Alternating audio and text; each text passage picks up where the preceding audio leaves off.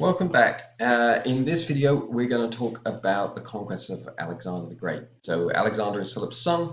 He's already established himself as a capable military commander during his father's conquests. Philip has effectively conquered all of Greece. He's established this League of Corinth.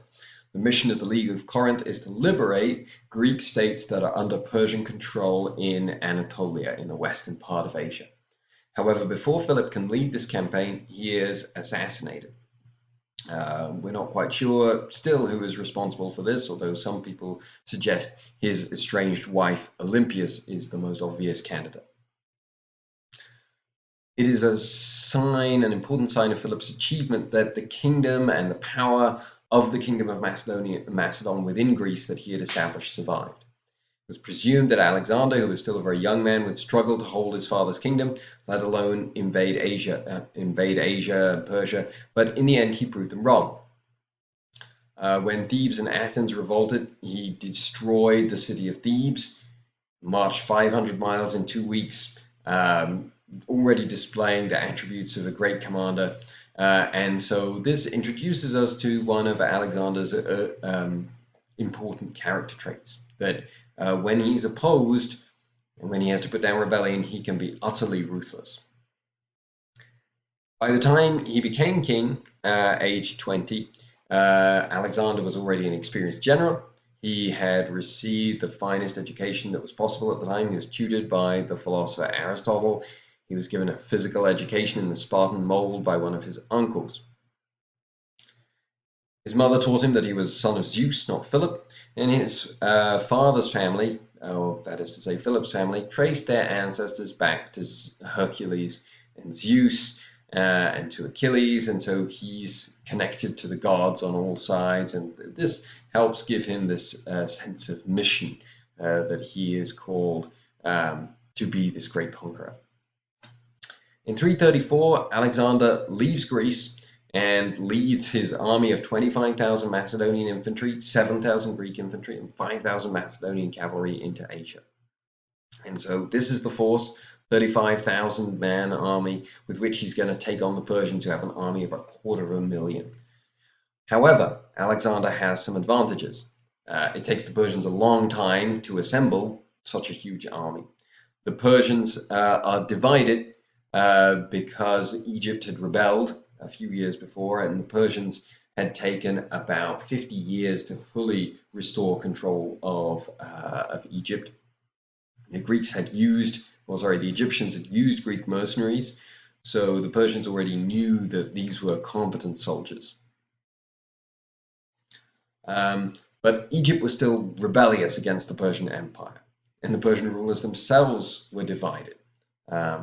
There's a figure of Bagoas, who was a eunuch and who was a chief minister to the Persian emperor. So he, as a eunuch, he could never become emperor, but he is successful in poisoning and assassinating the current emperor and his family, and promoting Darius III to the throne. And so Darius very much owes his throne to Bagoas. And is still seen as an outsider, still seen as someone who hasn't won the Persian throne through his own brilliance or through the brilliance of one of his ancestors.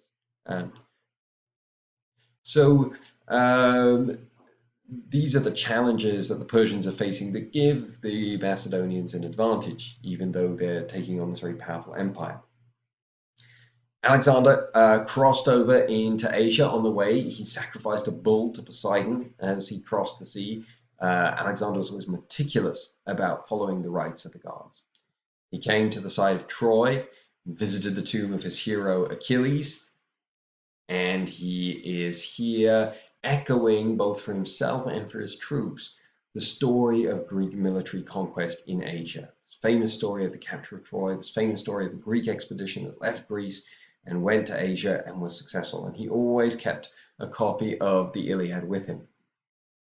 The Persians made two great strategic errors in facing Alexander. One, they devoted no resources to encouraging the Greek cities to rebel against him at home, which likely would have been a pretty effective strategy because the Greeks were so rebellious and had this spirit of independence that it made it very difficult for them to unite under anyone.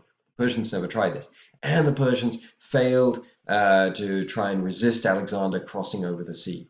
Now, once Alexander has landed in Asia, it's going to be very difficult to stop him. And so he defeats the Persian Empire in a series of battles. First, at the Battle of the Granicus River, against a Persian army of roughly similar size, but with a Persian army that was strengthened by Greek mercenaries. And Alexander defeats this army, even though he's fighting in the thick of the battle. He nearly loses his life. He is successful, and then when he wins, he dedicates this victory to this concept of pan-Hellenism, this idea that the Macedonians and the Greeks are all one people fighting together against the Persians, and he is trying to unite these forces who've been fighting each other for years together to fight against the Persians. And so this is really important political act and an act of propaganda to maintain the loyalty of the Greeks in his army. He then occupies the rest of Anatolia and defeats the Persians at the Battle of Issos. He chooses a more narrow battlefield. It limits the Persians' ability to use their large numbers. Alexander's outnumbered 3-1, but he leads an attack that defeats Darius's bodyguard, and the emperor flees.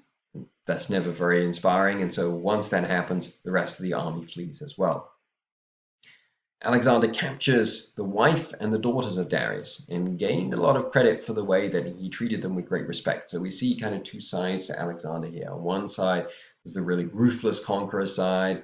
On the other side, and so at the Battle of the Granicus River, for example, all those Greek mercenaries who'd fought against his army were enslaved, those who survived the battle. But here we have the wife and daughters of Darius, and he treats them with great respect and great courtesy. Darius now offers to make peace and to grant Alexander all the territory Alexander had occupied, so that's all of Anatolia, in return for the end of the war and Alexander returning Darius's family to him. And Alexander kept this offer a secret, which is really interesting because it's possible that if he explained to the army, I have this offer, the army might have said, that's great. We've done what we came here to do. We've done what the League of Corinth was intended to do, to liberate Greek cities in Anatolia from Persian rule. Now it's time to go home. And Alexander has much more extensive ambitions. And so he moves on and he secures the western coast of the Mediterranean, capturing the cities of Tyre, Gaza, and the other cities along the coast. When these cities resist, especially the city of Tyre, once they're captured, Alexander kills or enslaves almost the entire populations. And so again, here you have the more brutal side of Alexander.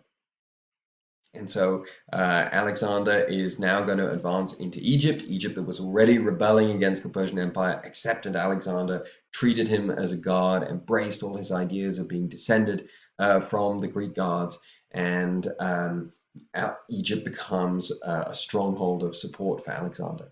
And so Alexander has now conquered all of the western part of the Persian Empire. Now he's going to move further to the east and take on Darius again.